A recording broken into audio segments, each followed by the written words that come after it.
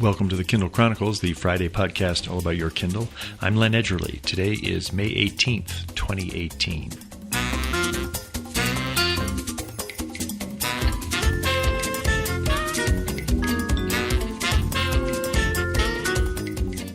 Greetings from downtown Denver, where this week I have two interviews for your listening pleasure. The shorter one, about 10 minutes, is a conversation that I recorded with a teacher last week during my 50th high school reunion at Belmont Hill School in Belmont, Massachusetts. And the longer one, the main interview, is with Michael Kozlowski, editor-in-chief of goodereader.com. One thing these two very different guests share is an intelligent understanding of how screens are changing our world. Before we get to the interviews, I want to touch on several news items of interest. Listener Jeff Friedman tipped me off to a story in the San Francisco Chronicle reporting that Amazon plans to open its second Just Walk Out cashierless retail store. This one will be in San Francisco. Amazon had no comment on the report, which was published on May 13th, and did not cite any sources. Columnists Matier and Ross wrote that company officials recently notified San Francisco authorities of the planned store, which would be the first one open in January in Seattle. Also in news, the New York Times is losing a journalist who, in my opinion, has done an excellent job covering Amazon as part of his Seattle-based tech beat. Nick Wingfield left the Wall Street Journal in 2011 to join the Times, and now he's moving on to a new job at a publication called The Information. Nick is going to be my guest on TKC 513, which will be on the nets on June 1st. I am still enjoying a nearly total news fast, especially regarding political news. It's gone on a couple of months now, but I do make an exception when a story about Amazon or ebooks surfaces. The Washington Post today published a lengthy story titled "Trump Personally Pushed Postmaster General to Double Rates on Amazon Other Firms." It's by Damian Paletta and Josh Dawsey. The main source is an unnamed trio of three people said to be familiar with the president's conversations with the Postmaster General. At issue is whether the post office is charging Amazon enough to deliver packages. A review mandated by Trump in an executive order is scheduled to result in a report on this matter in July. And finally in news, Alexa is going to be getting 8 new voices, according to an article at Tech Radar. That's a result of the Amazon Polly text-to-speech service, which the company is opening to developers as part of a free preview. Google, at its recent developer conference, announced that Google Assistant is getting 6 new voices, including celebrity appearances. For the tech tip, I want to pass along a post forwarded to me by listener John Sullivan. It's from Readwise.io. That's an app I'm totally in love with because each day it brings me a selection of annotations I've made in Kindle books dating all the way back to my first original Kindle nearly 11 years ago. Readwise, which is free, has a feature called inline tagging, and that's a special note taken while you read that's automatically converted into a tag in Readwise. To do the inline tagging, you simply highlight a passage on your Kindle or other device, and then when you write the note, you simply begin it with a period. That turns it into a keyword that Readwise will be able to fetch and give you another way to find passages that you've annotated over the years. Michael Kozlowski and his co-founder Peter Carotenuto started the Good e-Reader News website in 2007, the year the first Kindle was introduced. Over the course of the past decade, the company launched an Android and BlackBerry app store and various apps, including Audiobook Reader. They also design and manufacture e-readers and run a highly successful YouTube channel. The original site, goodereader.com, routinely breaks news stories related to new e-readers and e-book news. I reached Michael in Vancouver, British Columbia by Skype on Wednesday, May 15th, and I began by asking why he started Good e-Reader more than a decade ago.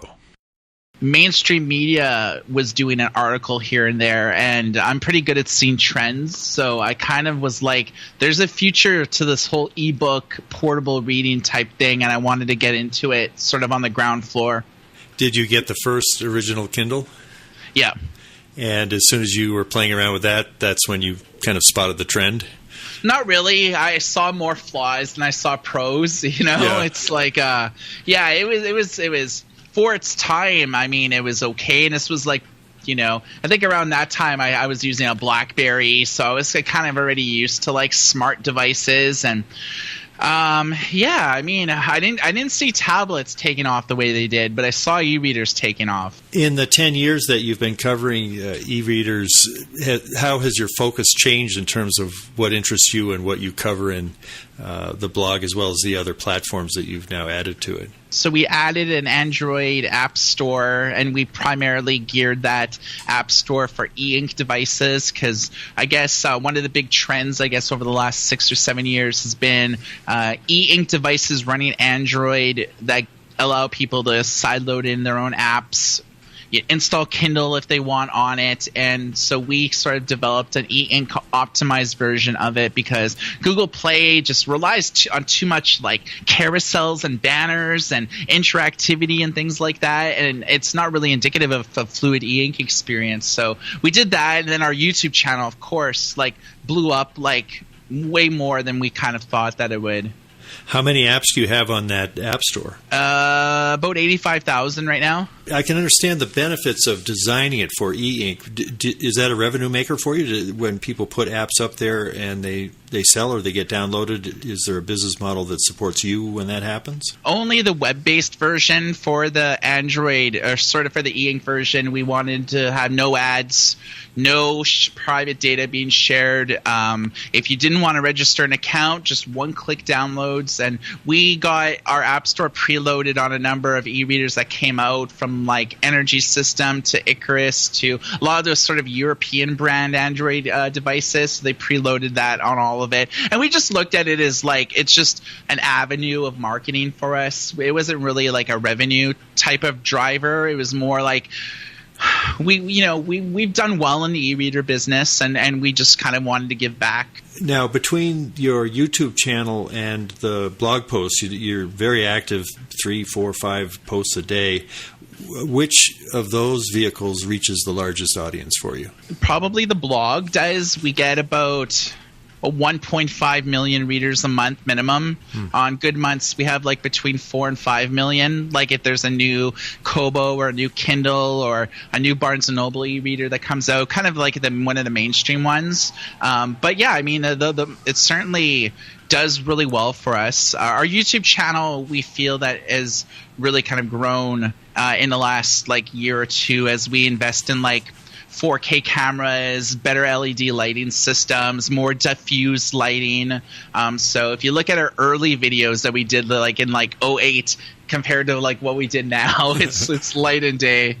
What kinds of things are you putting up on the YouTube video? Well, we do a lot of unboxings and review videos and comparisons. So when a new e-reader comes out, big websites like The Verge and Engadget and stuff, they'll do like a review video of it. And we've always been on the belief that for an e-reader-centric YouTube channel, we want to do like an unboxing, a review. We want to compare this e-reader versus the one that it's replacing. So say like the Kindle Oasis 2 that came out last year, and then versus the Oasis 1. Because a lot of people had the original Oasis. Is it worth upgrading to the second one? That's sort of the things that we look at. And then we kind of diversified from there, because new e-readers aren't coming out on a weekly or monthly basis anymore. So we focus more on doing we take like the biggest stories from our news website, and we sort of do like more visual versions of it. So I'm on camera, or Peter's on camera. We put up pictures as we talk and things like that. So we kind of take our bigger stories and do it, but we also do a lot of original YouTube content where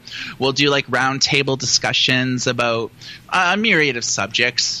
Today we did one on the recent trend of large screen e-readers from like 13.3 to 10.3, talking about the Remarkable and the Sony digital paper, and is there a future in that type of thing? Is it just a flash in the pan? What's next? So we kind of do a lot of interesting things like that.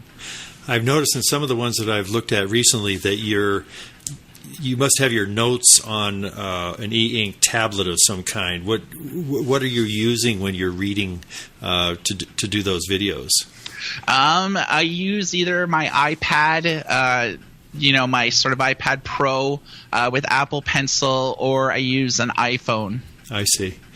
And now one thing you've also moved into is actually building and selling devices. What was your first entry into that business? Our first successful entry was our 13.3.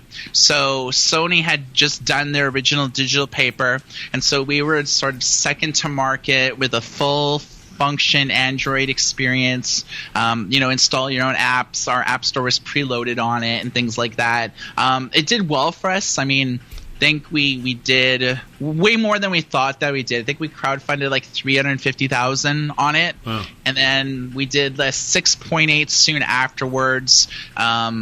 As like a startup that started as a news site and a YouTube channel and things, designing our own hardware and getting it manufactured, there's a lot of challenges there that we just didn't really have a lot of experience with. So, from the logistics aspect to customer service to keeping track of like 30,000 tracking numbers and things like that. It required a lot of interesting. It required like a lot of time and effort, and it was a big learning curve for us. But I think that we've learned a lot, and we got another product that we're gearing up for launch in the next like few weeks.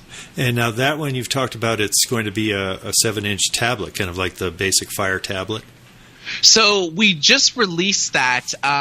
It was more or less like we don't really do a lot with tablets, so it was just an interesting experiment with us to see like if the market would accept a low-cost tablet. But I think we kind of got away from our roots where we're most successful talking about the e-ink business, e-ink readers, wearables that have e-ink. I mean, they make hydrometers now with e-ink, e-ink fitness bracelets. I mean, e-ink price tags. Luggage tags. I mean, we're focusing more on that. So I think our next thing is like a 10.3-inch e-reader that actually has like a frontlit screen, sort of like the Oasis, but more like the Kobo that we have the color temperature type thing too.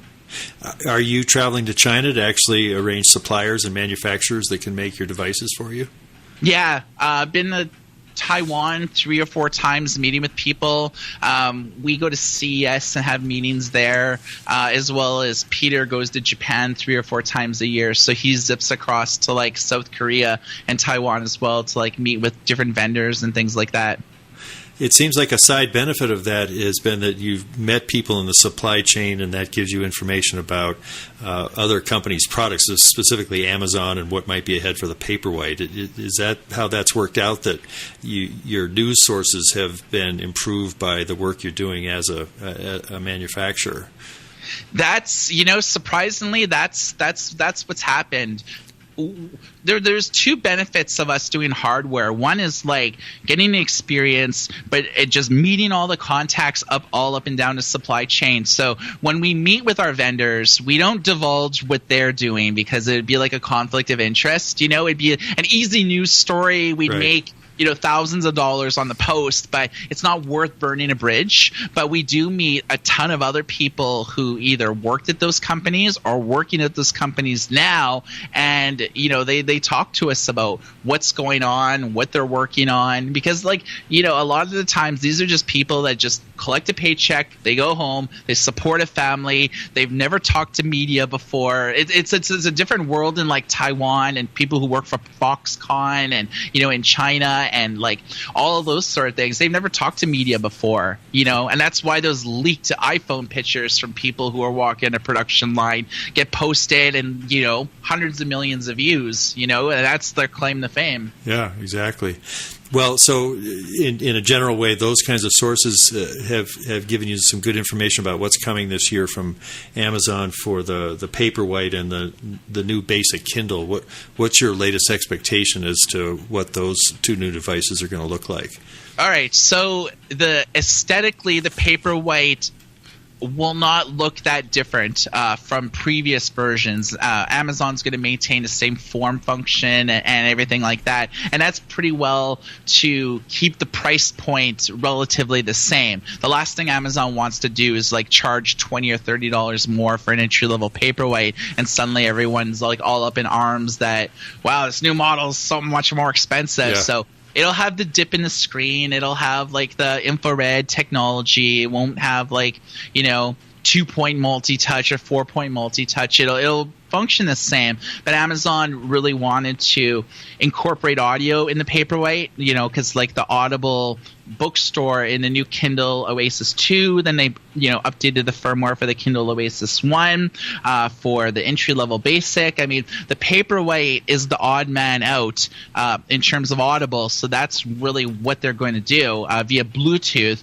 and they really want to they were experimenting since like October of last year, or maybe a little bit earlier, about adding sort of that Kobo-esque comfort light display where it adds various degrees of like oranges and reds to basically mute the really harsh illuminating front light display that the Paperwhite's really known for, but they didn't want to just emulate what Kobo did. They wanted to do something different, and that's really the barrier of like why the Oasis, the second generation Oasis, didn't have a comfort light, because they were still working on it. And the Oasis will be the first Amazon branded e-reader that actually has that. You mean the Paperwhite? Yeah, the new Paperwhite. Any chance the new Paperwhite will be waterproof? No, I haven't heard anything about that. Yeah, I haven't heard. It would all those little things would increase the price, and Amazon doesn't want to increase the price. Same with the basic Kindle. The only thing I heard about the new basic Kindle for the refresh is that instead of using an e-ink Pearl screen, they're going to use like an e-ink Carta screen. It'll basically make the text a little bit more clearer, a little bit more legible. It'll be more of a visceral reading experience. Do you expect the new basic Kindle to be any cheaper? I bet they'd love to trim $10 or $20 from the price if they could. I haven't heard anything about that. My speculation is that it'll probably be the same. Amazon, from my understanding, is the Voyage is all but discontinued, and they're just going to have 3 SKUs in their product portfolio: entry-level basic, mid-level Paperwhite, high-end Oasis, and everything else is like the Voyage. There's no room for the Voyage anymore, because that used to be the premium Amazon e-reader, but then the Oasis replaced it, and there's no room in their portfolio for like another e-reader. What are some of the other most exciting e-readers that are coming from other companies this year that you're watching and can't wait to get your hands on? Okay, so Barnes & Noble's not going to release anything new this year. Sony is releasing a 10.3-inch digital paper sometime in June, at the end of June in the U.S., beginning of June in Japan. And Peter's actually going to be in Japan when that comes out, so we're actually going to get our hands on it well before any other media outlet does it. I'm excited about that because the Sony digital papers up until this point have all been 13.3 inches. This will be the first 10.3 inch, and they're doing that just to basically compete against all the other 10.3 inches on the market. So I'm interested to see what Sony's going to do, but I have a feeling nothing's really going to change in terms of the overall user experience. Aside from that, that there's a few Chinese brands that are just doing some interesting things, but I think what I'm most excited about is a company based in Sweden called Storytel, and they're the biggest audio player sort of in those Nordic countries, and last year they got involved with ebooks, so they offer they do like what Scribd does, Kindle Unlimited does, a low monthly fee, you get access to like X number of audiobooks and ebooks, but they released the first e-reader that is directly tied to their ebook subscription business. So if you're not a paid Storytel member, this e-reader is worthless to you. You need to be a paid member in order to actually use this device. You don't buy books. You don't do anything like that. You just click on them, download them to your device, and read them. I think that business model is super innovative, and I kind of do think that puts companies like Scribd and things like that on notice that there's a company that involved in the limited space that are making their own e-ink device that's just directly tied to that segment of their business. So I find that whole premise just super exciting. If you subscribe to Storytel, you can read the Storytel content on other devices without buying the device. It's just going to be a new kind of all-in-one thing that they'll be offering. Right. So, of course, they have mobile apps, Android, iOS, a web-based reader, just like most of the other companies. They're sort of mobile first, but they're branched. I mean, they have 530,000 paid subscribers at the end of 2017, and if these guys just get 5% of their audience or 10% of their audience buying this device, it'll be financially lucrative for them. Could you see Amazon making that kind of a move to tie Kindle Unlimited to some special edition of the Kindle? I don't think so. Kindle Unlimited is one of those things where it's like they hype it up, but if you've ever had a Kindle, it's hard to find books that are just specifically enrolled in Kindle Unlimited. I mean, it's mixed in with like everything else, like Kindle Worlds, Kindle Singles, all their all their own in-print books. I mean, it's hard to find that. I mean, Amazon might be smart to try something like that, but I mean, I think Amazon's pretty happy just maintaining the status quo. Just a few devices, once in a while, updating them, relying on their mobile apps for people who have smartphones and tablets. I don't think they're willing to kind of take this gamble. Whereas with a Storytel, startup, nimble, they're smaller. They can try these like little things and see what pops. And I mean, if it doesn't work, hey, I mean, at least they tried and they never spent a lot of money on it. What are you expecting from Kobo this year? Well, we actually have in our studio that we just spent about 5 hours with today is the new Kobo Clara HD. So this is a new e-reader that's going to be coming out at the end of the month, I believe May 28th. That's when our embargo lifts, so we can publish our review, all of the comparisons, unboxings, and everything like that we did. So that was a very interesting e-reader. Feel like for people who have older 6-inch Kobo devices, this may be a good upgrade path because the resolution on it is phenomenal. Can you say how large the screen is? I can't. Okay. Yeah, no worries. You said you were working today, or you released today a YouTube video about the size of screens. I remember when the Kobo came out with that Kobo Mini, which I thought was kind of a cool size, but it looks like the trend is toward larger e-ink devices. Why do you think that is? 6-inch is the de facto standard, for the last decade. It's just safe, it's comfortable, it has this financial track record of success. A lot of companies aren't just willing to take those risks because as I've learned from being in the hardware business, there's a lot of risk. There's a lot of money in designing your own hardware from scratch. Between 5 and 10 million, depending on how many, a company like Kobo is going to manufacture, over 1 million at once because they're going to launch them simultaneously in all these different countries. So, there's a lot of risk advertisement. It's pretty easy just to play it safe and release 6-inch e-readers, which is what Amazon's pretty well always done, other than the DX and the new Oasis 2. But Kobo's always took risks. 5 inches, 6.8 H2O, the 7.8 Kobo Aura 1. I mean, they've always taken a lot of risks. Waterproof e-readers, they pioneered that comfort light display. I mean, they've done a lot of very interesting things in the space, and so I really respect them for that. That in an industry that, with e-ink, I mean, it doesn't sell the type of units that a Samsung smartphone will do, or an iPhone X, or the latest and greatest Android tablet. It'll never sell in those numbers, but they've made a good business for themselves. They got bought out by Rakuten. Everyone who invested early in the company made 800% of their investment. They're all happy. But I really wish that we would see another pocket-friendly 5-inch e-reader. I really hope that this Clara HD would be a 5-inch e-reader, but it wasn't. Well, it seems like so many people are switching to reading on their phones, which is a smaller screen even than that 5-inch Kobo Mini, and yet Amazon moved to the 7-inch Oasis, the newer model, and then there are these larger ones that you've talked about. So it's hard to find the size that people are going to really want next. And that's just it. Like, smartphones are just getting bigger and bigger. The new iPhone X is like the biggest iPhone to date. I mean, it's almost as big as a 6-inch e-reader. In Asia, everyone's mobile first. In China and Taiwan and Japan, everyone has a smartphone.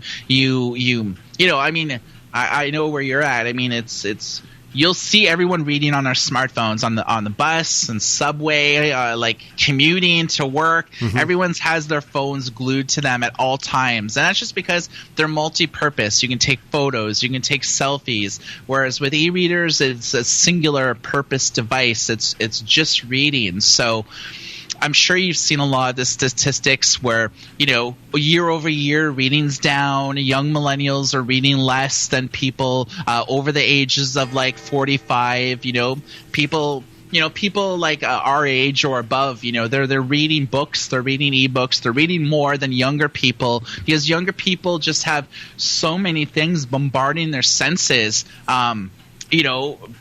Instant message beeps, Snapchat beeps, WhatsApp beeps, it's like constantly put their phone in their pocket. Oh, something's distracting me. I have to look at the phone again, So, yeah, it's no surprising that young people aren't really buying e-readers these days. It's mainly like older people. Kobo, the CEO, Michael Tamblyn, actually told me once that their average reader is over 45 to about 65. That's their average reader. Those are people who are buying ebooks from Kobo. Wow. You've written about how ebooks are so expensive. The big five are obviously kind of trying to dampen the ebook adoption and preference print books by pricing them at $15. What's your sense of that strategy, and is it going to fail? Or it certainly is irritating for somebody that reads ebooks, especially when you compare the reasonable prices that Amazon Publishing is charging for its ebooks, $3-4 for a brand new book that is got kind of a major push to it, and then the indie writers are pricing reasonably too. Yep. Can they just indefinitely artificially keep those ebook prices unreasonably high? They can. In all of 2017, despite the fact that ebooks fell 4%, they still generated about $1.1 billion just from major publishers just in the U.S. So, and audiobooks, as you know, year over year for the last 3 or 4 years, increased by like 30%, 40%, 50%, on and on and on. But overall, audiobook sales in the U.S. generated about $300 million in 2017. So still ebooks, for all like people saying, oh yeah, people aren't reading ebooks as much. Oh, ebooks are decreasing by double-digit figures year on year for the last 5 years, basically since publishers started determining the prices of ebooks, and they increased from $9.99 to about $15.99, which they are now. Despite the fact that less people are buying those ebooks, they're still generating as much revenue for them. Don't you think that they would generate more than $1.1 billion if they priced them to the market to sort of have the demand curve cross the supply curve and maximize the revenue? Well, a few years ago, very publicly, Amazon and Hachette were ironing out a new contract for ebooks. And, Stephen Colbert, all the late night television things. They had a field day with talking about what had happened with that. And Amazon publicly said that publishers for an ebook will make more money at $9.99 than they would at $14.99, and they totally broke it down, statistically, what had happened before the price change / after the price change, and they said that $9.99 will make the publishers roughly about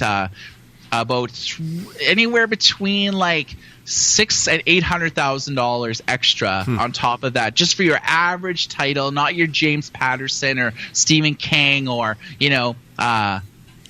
just the average book by a bestseller or by a major publisher. E-ink has certainly dominated the technology for dedicated e-readers and also other things, signs, like you said, wearables. Is there anybody out there that is liable to eat into their market share just with a similar but different enough technology that they wouldn't be held away from doing so by the patents? People have tried and failed for as long as e-ink's been around. I remember going to Computex around 2012 and 2013, and 2011, and this was when Barnes & Noble was getting into it, Kobo was getting into it, all these startups were getting into it. I was seeing e-paper technology that would play video, that would has higher resolution color e-paper from companies like Bridgestone, Pixelqui, Pastic Logic, and one by one, none of them could release commercially viable products. Amazon and those big players wouldn't bite in their technology, and without those guys, They just failed. On the horizon is a company called CLEARink, which has been around for a number of years. They've been at SID Display Week. They're going to be there next week. It's showing off their screens. Basically, they have like a bistable display version, which will just basically emulate the e-paper, e-ink experience, flipping pages on a book. But then they actually have like color e-paper that plays video. Oh. And they told me that they had one vendor that signed on with them that gave them like $3 million to utilize their technology in an upcoming e-reader. They wouldn't disclose who the company was, when they would release it, but I heard like 2019.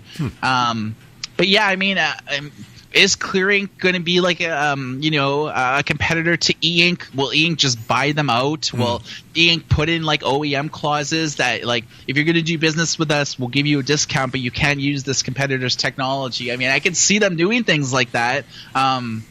Yeah, I mean, all the time I see kind of cool, innovative e-paper tech come out, or I follow the space really closely, but a lot of it never goes anywhere because nobody's really willing to kind of take that gamble because, like we kind of said, e-ink's niche, reading on an e-reader's niche. Who's going to take like that, that $3 to $5 million risk on using a new technology that can play video on an e-ink screen? Who's going to use it? Well, maybe digital signage. I do see ink at bus stops, on outside meeting rooms, sort of that digital signage, price tags. I mean, I could see that sort of stuff not in the e-reader market, but in wearable tech, like a smart bracelet, smart jewelry, a fitness tracker. I mean, we just reviewed like the new Mi Band today from Xiaomi, and when we were outside, we couldn't even see the LCD screen, our heart rate, the steps that we took. But with an e-ink things, you can. So I can definitely see, CLEARink getting involved in the wearable space where in direct sunlight you can see your steps. You can see an animated heart going with the video playing or something like that. I can see that. E-readers remains to be seen. Yeah. What do you see ahead for the next decade for a good e-reader? It's hard to say. I mean, we've pretty well diversified as much as we possibly could at this point. Unless, there's, we're working on 4K videos right now for 4K unboxings and reviews. Although the number of devices that could play 4K, there's not that many around. But we're going to start shooting all of our stuff in 4K kind of going forward. We're going to start with the next, whatever Amazon does next, and use that as like a template of like everything that we do going forward. As long as e-ink is around and people are still reading digitally on e-readers, we'll continue sort of doing the things. I think we may start releasing more devices and things like that. We're kind of toying with the idea of like smart bracelets, smart jewelry, something like that. Something kind of low cost, something just very interesting. But just e-paper in general, especially from e-ink, it's just so expensive. I mean, I heard a thing like 70% of the Kindle's cost is the e-ink screen. Everything else is like what's inside, and what else is inside is just it's cheap as hell. So until e-ink could really drive down the prices, or more competitors could come to the market to like make e-paper more affordable, I kind of feel like it's just like a one-horse race at this point, which just it stifles innovation. With us though, I mean, we're just always going to be looking ahead. What's next for the industry? We started with e-readers, and now we're sort of focusing on e-books and audiobooks, and new initiatives that people are taking, following EPUB 3, what's next for EPUB 4. Just like we kind of diversified from just e-readers to like the future of reading. I have been speaking with Michael Kozlowski, editor-in-chief of goodereader.com. Thanks very much, Michael. Thanks. For the second interview, we're going to be talking with Dr. Jeanne Tifts, an English teacher at my high school alma mater, Belmont Hill School, where I was a member of the class of 1968.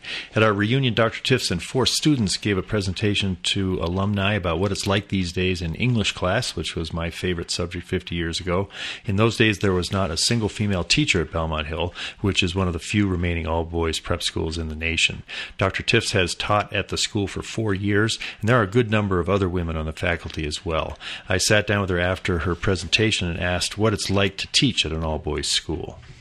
I feel like I play a very important role because there aren't female students here. So to have them learn to incorporate the female perspective, respect women.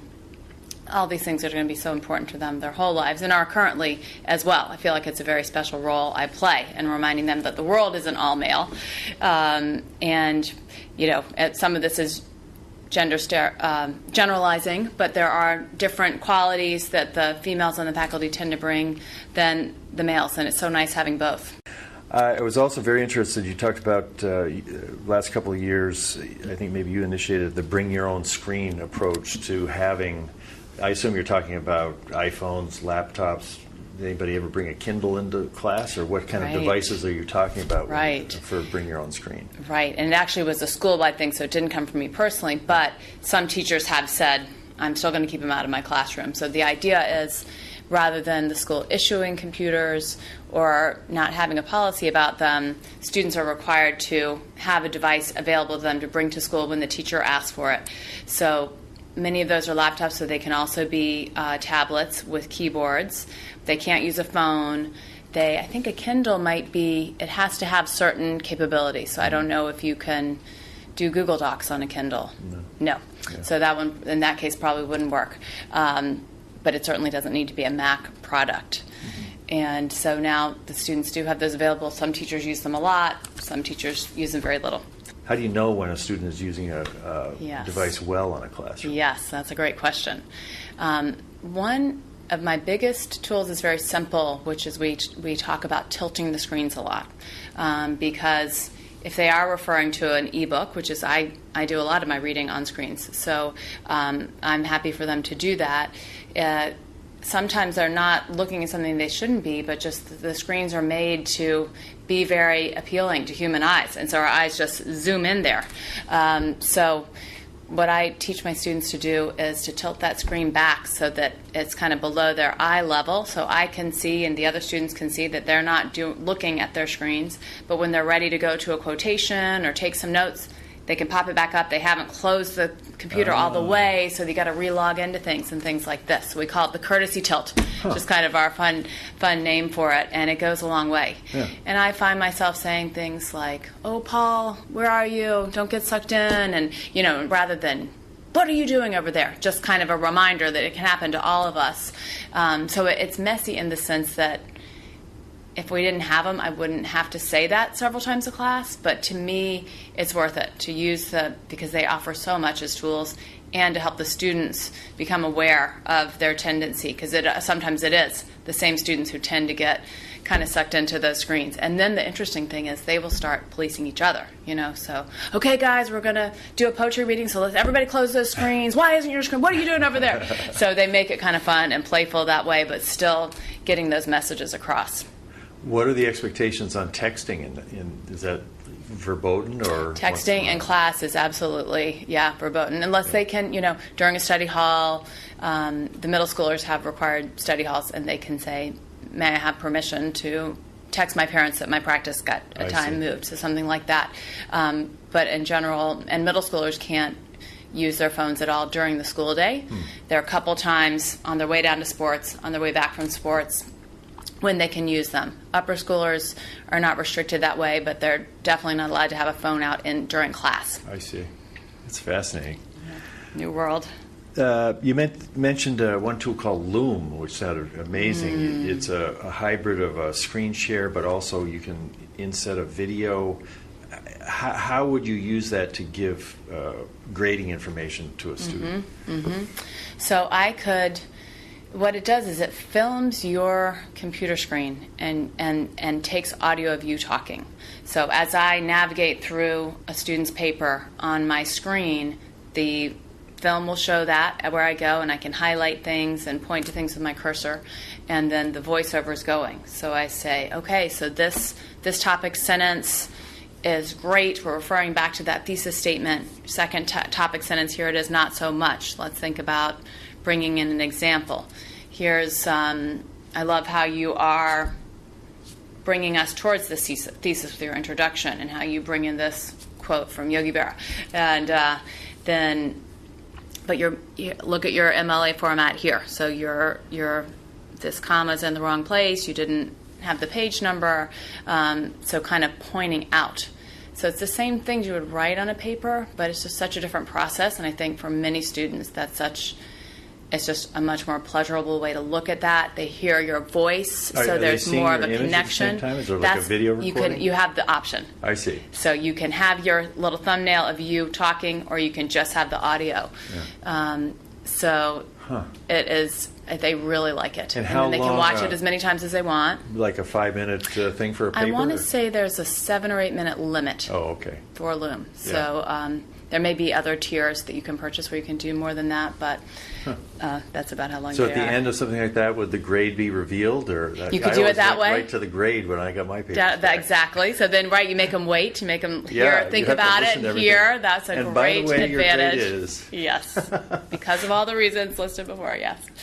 This podcast is about Kindle. I've sort of been tracking the adoption of digital reading and everything, so I'm always curious. Are you reading yourself half on paper, half on tablets or iPhones? I much more than half on screens. I really have come to prefer it, and I still have my marked up copies of Romeo and Juliet and Their Eyes Were Watching God for in the classroom, because that's the one time I find it hard to use an on-screen book in the classroom, but I'm usually just using my notes anyway, and I have the page numbers to flip through. But oh my gosh, to me it has really opened up so many wonderful things. Using for your I read on my laptop or my phone. I did a pilot program with this year with tablets, and they gave me an iPad, and for me it wasn't a good fit.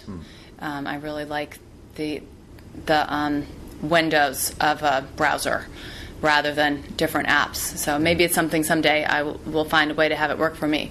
But so now I can, if I'm doing some reading at school and then I hop in the car to go home, my teenage son drives, so I can keep reading on my phone where I left off. My Kindle app knows where I was, even when I was on the computer. Then I don't have to carry all those books back and forth. I take those notes and then I can print them out. And it is just wonderful technology. So you're highlighting and then grabbing your notes on the online. That's so handy. And they make it better and better. It's just a much better interface than it used to be. Oh, yes, it really is. And I have the black screen, so I don't have the eye strain. And then my husband and I used to always be looking out for book lights that wouldn't disturb the other person. And now just reading on a screen, it doesn't disturb the other person, so that's great too. The last thing that fascinated me was the conversation about whether there should be video conferencing for snow days. What are the pros and cons of that discussion? Yes. Well, teachers and students alike love to have those little surprise breaks and a catch-up day and a day to sleep a little bit for the students. And so nobody wants to take away that little fun. But sometimes we'll have multiple snow days, and in especially these higher level courses, the work has to happen. There aren't things that can come out. Many of our courses are AP courses, or we're committed to doing certain texts. So it ends up making things harder on the students and teachers too if we let too many days go by. So maybe for a second or third snow day, I do think it is a good option.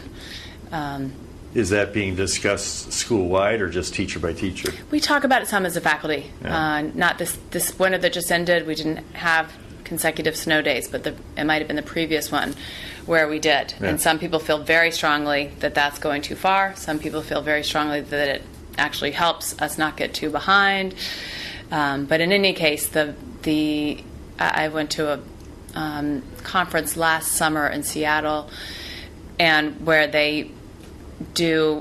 it's a company that they have classes with someone's in Japan, someone's in Turkey, someone's in America, and they're all those little tiles talking, and so they did a demo with some students. It was amazing. And they were so engaged and knew each other well. So I do think it's a wonderful technology. Yeah, good option. Great. Thank you very much. Yes, my pleasure. That's it for this week. Next week's guest will be an author I heard about from my fellow Belmont Hill classmate Don Haig. Don heartily recommended an author named Andrew Updegrove, whose latest Frank Adversego thriller, book 4 in the series, is titled The Turing Test, A Tale of Artificial Intelligence and Malevolence. I'm more than halfway through the book, and I am impressed at how Updegrove, an attorney who lives on the North Shore of Boston, weaves his obvious insight into the topic of artificial intelligence and cybersecurity into a real page-turner that features a rogue AI agent named Turing. I'll leave you with some music that we heard at our class dinner. It was by the school's a cappella group, the B-Flats. I don't know.